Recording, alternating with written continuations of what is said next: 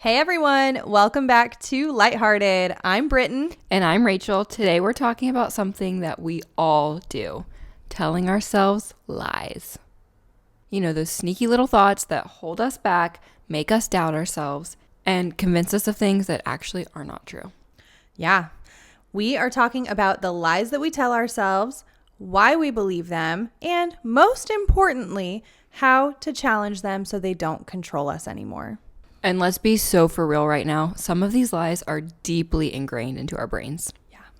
So if you've ever thought, I'm not good enough, smart enough, skinny enough, I don't deserve happiness, or even I'll never change, this episode is for you.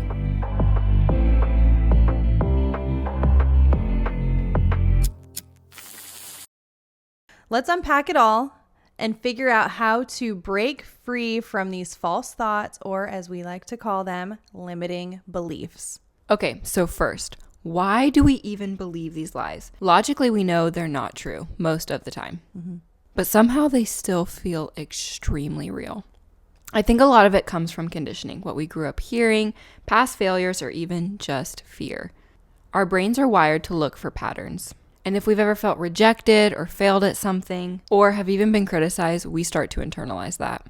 Yeah, definitely. I know for me growing up, like I was a 90s kid, it's not a spoiler alert anymore. I've already shared how old I am. I was a 90s kid, and growing up it was like every crash diet was all the rage, and every Disney star was fat, and like they were too fat even though they were like size 00 whatever, like that was like the fat girl, right? And so I think for me, like that's something that I internalized, even though no one really came out to just be like, this better be a focus, like it's there anyway. And so I feel like that was something that was like ingrained in me, is like, You'll never be small enough, like you take up too much space all the time. And like it's a weird thing to overcome. Yeah, that's a weird lie. Yeah, and I think that's why it's so important as parents and adults in general to just like be so cautious of like how we talk about things. Because even if it doesn't seem like an overly negative thing, like what you were talking about, it obviously was negative and very wrong. But there are things that are things that don't seem like they could impact a child or teenager that could greatly impact them. So just be so cautious of how you say things. And yeah. I've even seen like when women are talking about their makeup and their kids are like, why are you wearing makeup? And they're like, oh, so I can be pretty. Yeah. But it's like, oh, no. Like you can still be pretty without your makeup on. Yep. And so I saw one mom that was like, oh, I do it to be fancy because like I'm always pretty, but today I want to feel fancy. I like that. And so I think finding tiny swaps like that too. Yeah. It's like, it's refreshing. I also just want to bring up the idea of confirmation bias. So this is like once we believe something negative about ourselves, then our brain starts to look for proof of that thing. Yep. Like that's just something that our brains do. So we find proof that it's true, even when it is definitely not true. So like I think Jordan shared the example in our last episode of like once you go look at a car, then you start seeing that car everywhere, right? It's like the same thing for your brain, where it's like if you think you're not good at something, then you find evidence that that's true. Do you have any examples of that you could share? The only thing I can think of is the thing I mentioned in the last episode is like when I feel anxious and then convince myself, holy crap, you're anxious. And then it just gets worse and worse. And so I think it's like that applies there too. It's like the same thing. Yeah. I think that starts really young too, where it's like, oh, I feel scared. Let me find evidence that like I should be scared of this thing. Or like, I'm nervous to try this new thing. Let me make a list of all the reasons that I should feel nervous about this. Yeah. It's true. Yeah. Like I don't think it's not a weird thing that your brain does that. Okay. So can you think of a lie that maybe you used to tell yourself, and like since then you've realized that it's not true, and maybe you've been putting work into changing that about yourself? Yeah. I mean, I'm sure there's tons of things like that. I think for a long time I convinced myself that the bad habits I had, I was just going to have to live with. Like I was never going to be able to overcome any of it. And still to this day, like we fight those things, but being able to tell yourself and convince yourself that like, no, you can change. You can overcome those things. It's very powerful. It doesn't make overcoming them easy. It makes it easier. It doesn't make it easy. But yeah, I feel like just there was so much of my life that I just told myself, like, you're just going to have to live with this. Like, you're never going to beat any of this. You're just going to have to deal with it. And that's just going to be who you are. Yeah. I think I'm really glad that you brought this up, because we are going to talk about, like, if you're in the same boat as Rachel on that, we're going to talk about that here in a little bit. Yeah. Of like, that is a lie that we tell ourselves, is like, I'm unable to change. Yep. And so, yeah, we're going to talk about that if that's you. We're going to get into our next segment here, which is the most common lies that we tell ourselves. Yeah. So I came up with a few lies that I think we all tell ourselves in one way or another. So if it's not like the exact verbiage that you use, I'm sure it's still applicable in some way. So I thought we could kind of break down the lies and then kind of practice challenging them a little bit. All right. Lie number 1 is, I'm not good enough. Yeah. This is a really big one. It sneaks into pretty much everything. It sneaks into relationships, into careers, into school, sports, every single thing that you can think of. This is a lie that will come up. Yeah, that's such a tough one. I feel like when we see others succeeding, I think it's so easy for us to think, holy cow, they're so amazing. I must not be. Yeah. But I think it's important for us to realize that someone else's successes and greatness does not take away from ours. Yeah. I think that was one that took me a long time to understand, was that, like, there really is room for everybody. Yeah. Like, everyone who's willing to work hard for whatever it is that they want, like, there's room for everyone. I think that one sneaks in a lot. Like, even if you come to the conclusion, like, there is room for everybody, there's going to be times where that sneaks right back into your brain and yeah, you have to fight it again. Yeah. I think that's 100% true. I guess the real question here is, how do we start challenging the lie, I'm not good enough? I think one way is to look at the evidence that you are good enough. I know Jordan talked about evidence a lot in his episode because it's so true. Yeah. It's like you can find evidence for anything if you're looking for it. Yeah. Make a list of moments that you succeeded when people complimented you or when you overcame something hard. I think we've talked a lot about, like, finding your circle of people. Yeah. Right. And so that circle of people, those will be people that, like, you can reach out to and ask that. Yeah. Because, like, I know I've had to kind of, like, solicit some compliments to just be like, hey, can you help me figure out what I'm good at? Yeah. Right. And, like, if they're in your circle, that's not going to be like fishing. It's not going to be, you know, trying to get people to, like, just, like, say nice things about you. Like, Right. that's like, hey, can, like, you as my inner circle, can you help me? Yeah. Yeah. I think keeping people around too who can, like, help you look for evidence and then help reinforce that evidence if they see that you're doing something good. Yeah. Lie number 2 is what we just touched on. I can't change. I feel like this one keeps so many people stuck. We convince ourselves that we've always been a certain way, so we have to stay that way. Yeah. I think, like, you're not the first person I've met who struggles with that, right? Like, Yeah. I think every single person on the planet struggles with that in one Yeah. way or another. Or, like, they just have a belief where it's like, this is just how I do things. Yeah. Right? So the good news about this one is that science, we love science, says otherwise. So studies on neuroplasticity show that our brains are literally wired to change. Like, that is what they are made to do. So the more we practice something, whether it's confidence, kindness, or a new habit, the stronger the pathway becomes. Yeah. It doesn't mean starting is easy. Right. Like, because your brain is also wired to keep you safe. And Yeah. so when you're making changes, it's like, hang What on. are we doing here? Yeah, like, Yeah. What are you doing to me? But as soon as you practice that, then your brain is ready for that. And I Yeah. just think that's so cool. Yeah. So if you're feeling stuck, remember it's not that you can't change, it's that it takes time. I think for me with this scenario, we're talking about evidence, and my brain has a lot of evidence that I have this bad habit, or I'm doing this wrong thing, or I'm not getting my life the way I want. And then I have evidence for my brain of me messing up multiple times. So it is really hard to look at it and be like, oh, I can change, because I have so much evidence that I can't, you know? And so I think you can change, but it's going to take time. And I think I'm someone, I've talked about this before, I hate starting over. I hate it. Like, I just feel so defeated. I feel so over because I have to start all over with something. And so remember that, like, you can start all over and you can change. And sometimes that change may just be for a season.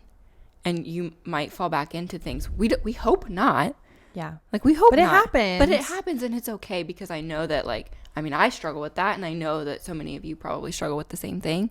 Yeah. So just know that it takes time. And when I mean time, I mean years and years, because that's where I'm at. Yeah. But you're not giving up. No. And that's the most important thing. There's moments where I, like, threw in the towel, and I was like, I'm going to give up. But then you wake up the next day and you go, but you can't. Yeah. You can't. Like, look how far you've come. Yeah. Yeah. And that's one thing that I think, even if we have evidence for our brain of us messing up, I can look at the overview of so many years of my life and go, but look at how far I have made it. Like, maybe I messed up so easily here, but now, like, it's really hard for me to mess up because I'm trying so hard not to. Yeah. So, like, the evidence of, like, I am growing. Yeah. And the fact that you can see that evidence, though, instead of just seeing the negative things, like, that's even more of a testament to your growth. Yeah. Right? Is like, just focusing seeing that on difference. the positive side of things. Yeah. And it's not easy sometimes, but it's important, and that's what it's going to take to grow.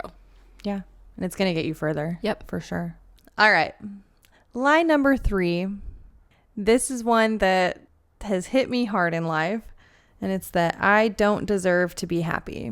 Oh. And this one breaks my heart. Yeah. I think so many people feel like they have to earn their happiness. Yeah. Like they don't deserve good things unless they're perfect. Yeah. But the good news is happiness isn't something you have to deserve. We're putting that in quotes. You're allowed to be happy just because you're alive. Yeah. Oh, that one's hard. That one's really hard for me. Yeah, it's hard thinking of yourself, but then it's hard to think of other people. Like, that's so sad. Yeah. That so many people feel that way. Yeah. Like, it's truly heartbreaking. It is heartbreaking. And like so many people feel like that. Yeah. So I feel like if you're struggling with this, something that's helpful is to turn it around. And I've talked about this a lot, is like to do it from a different perspective. Like, would I tell a good friend that they don't deserve to be happy? That would be a ridiculous thing to say. Absolutely not. I'm not going to tell someone that. Yeah. So why would you tell yourself that? I think another thing that's really important to remember is, like, who created us? Like, what does God say about us? Because why are we sitting here believing the things that we're lying to ourselves, or the enemy's lying to us, when, like, God, who literally created us, like, what does he say about us? Because it's not all the negative stuff. Yeah. I also think, kind of to that point, like, one of the most important things, this is one of my hardest ones actually, but once I started examining where that thought process came from, it made more sense. It still took years and years and years, and I still struggle with it sometimes, but like mine came down to, like, I truly believed that I was a bad person and that, like, I did not deserve happiness because I was a bad person. And so, like, it took years and years and years after, like, having grown up and gotten married and, like, being married to Jordan for years for him to, like, finally convince me that, like, I was a good person who deserved happiness. Yeah. And so, like, now I'm good, and I still struggle sometimes, but like at the end of the day, most days I can be like, you know what, like, I really did my best today. Yeah. And, like, I feel like I was a good person today. Right. But, like, it's so hard. So, like, I think if we can kind of identify, like, what the thought process is that makes us feel like we don't deserve happiness, then we can kind of, like, start to deconstruct it. Mm-hmm. And then rely on, you know, what we do believe to be true, which is, like, that's not why we're here. Right. Like, we're not here to feel like horrible people. Yep. Like, we're here to do our best. Right. All right. So how do we actually start unlearning these lies? Because let's be so for real, it is definitely not as easy as just being like, okay, I now deserve happiness, or I can change now. Like, it's not that easy. Right. So what do we do? I think the first step is awareness. Catch yourself when you're saying something negative and question it. Ask yourself, is this actually true, or is it just a story that I'm telling myself? I like that one. I think with finding awareness, have you been able to, like, successfully create, like, pattern interrupters where like you're having a negative thought and you can be like, whoa, whoa, whoa, like everything stop. I'm like bringing awareness to this now. Like, have you noticed anything for you that works really well? That's a great question. And I think I struggle with this one a lot because sometimes we don't want to interrupt the negative things, unfortunately. Yeah. Like sometimes it feels good to spiral. Right. Yeah. I'm working on that. And I think I am trying with that one. Something that may apply here, it's a little bit different, is I've struggled recently as in like the past couple of years, with prayer, like especially like group prayer. If I'm in church and we're praying and I'm closing my eyes, I'm getting like vivid images while we're praying, like negative, unfortunately. Yeah. And so I'm not able to focus. And so something that has helped me, and I don't know where I got this idea from or if it just like came, is instead of just closing my eyes and going black, I have to create a pretty scenario for the prayer. That way the negative doesn't have a chance to be there. So now I like envision like on the beach with Jesus, like as we're praying. Like that's my thing now. It's like I'm just like sitting Just on the chilling. beach with Jesus as we're praying. That way like the that. negative images and the negative thoughts don't come in while I'm praying. They should never have a chance. Nope. I love that. Yeah. So that's been extremely helpful. I think that's cool. So I almost think that's applicable to other problems, maybe not all other problems, but like Right. if you can kind of think about like the negative thoughts that you get a lot before they come for that day or whenever they're going to come. Yeah.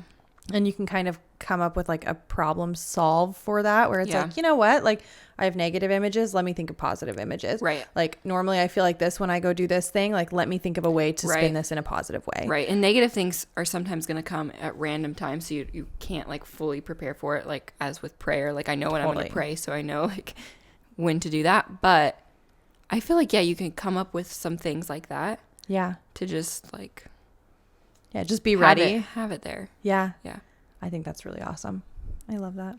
So I feel like that's a good tip, is just like rewriting the script, getting on top of things. When you have negative thoughts, swap it out for something positive. Yeah. I think too, I just want to bring up neutral thinking again, because sometimes like I have trouble with like the power of positive thinking. And so if the best you can do is just like a really balanced statement, I think that's okay. Yeah. Yeah. Something that helped me a lot, which we've also talked about, but it can't be talked about enough, I think, just because of how our brains operate, is collecting evidence against my self-doubt and against your self-doubt. You guys can do that. I started thinking about wins, compliments, and little moments that proved I was capable or I was good enough or I was deserving of happiness or whatever it was. So over time, I kind of developed this whole list of things that like proved to myself that I was good. And it shut down my self-doubt in a really big way. Yeah. I think that one's so powerful. I think another one to add is to surround yourself with the right people. If you're constantly around people that reinforce the negative habits and the negative thoughts, it's really hard to change them. So find people that will lift you up. Yeah. I like that. I heard a while ago, it was just a quote about like something to the effect of like, you can't heal in the same place that broke you. And so it's like, okay, like if you're an alcoholic, like you probably shouldn't go hang out at a bar and hope that you don't drink, right? Like, yeah. Wow, that's powerful. Yeah. So I think the same applies, is where like if you're trying to make these changes, but you're just stuck in like the same place and the same patterns and the same people, and like it's so much harder to change. Oh my gosh. Like that's so powerful. I don't think I've ever like thought of it that way. Yeah. That makes so much sense. Yeah. I think it's why a lot of, like when a lot of people like leave their homes or like what, like then all of a sudden things start to work out. And I've just like, I've seen that happen for me, and I've seen that happen for so many people that I love, where it's like as soon as they make one change, it just heals them. Like, oh my gosh, like I'm literally gonna cry. I'm gonna cry. I've never thought of it that way, and that makes so much sense, because now I'm thinking about, I've mentioned church a few times. Wow. Holy cow. I mentioned like in the beginning of our first season of like switching churches and like how hard that was for me. Yeah.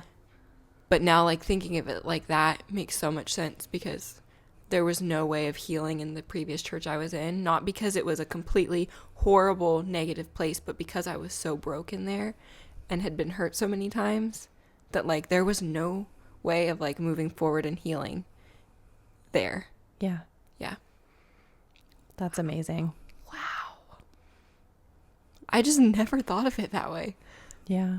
Okay. You're like, oh. Oh.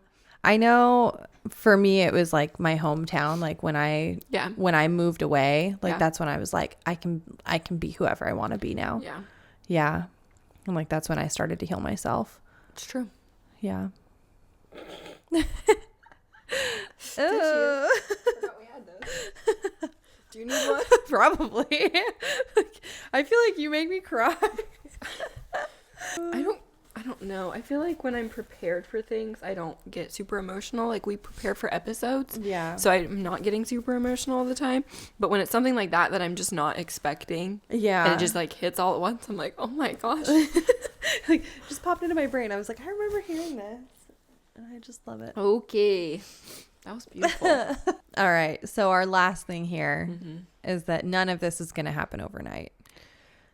So you have to give yourself time. Yep. So changing the way that you think specifically about yourself is not instant. It's not just going to happen. It's not flipping a switch. It takes a ton of patience.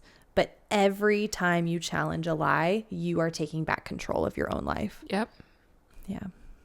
I guess the key takeaway here that we really, really want you to hear and to understand is that we all, every single one of us, have these little lies running around in the background, but they really do not have to define you or be in charge of you, and you're allowed to be in control. Absolutely. The key here is to recognize them, question them, and then replace them with truths that actually serve you. If you're listening right now, we'd like to issue a challenge for the week.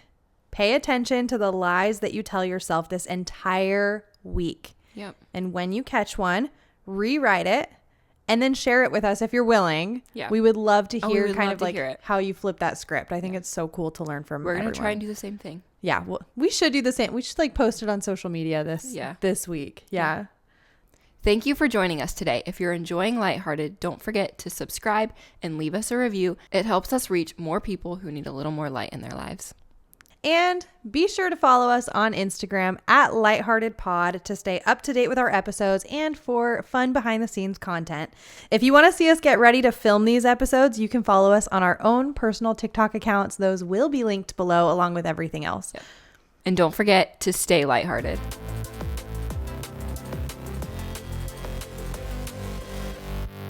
This podcast was recorded on Buzzsprout in West Virginia. Yeah. Brittany and Rachel space out.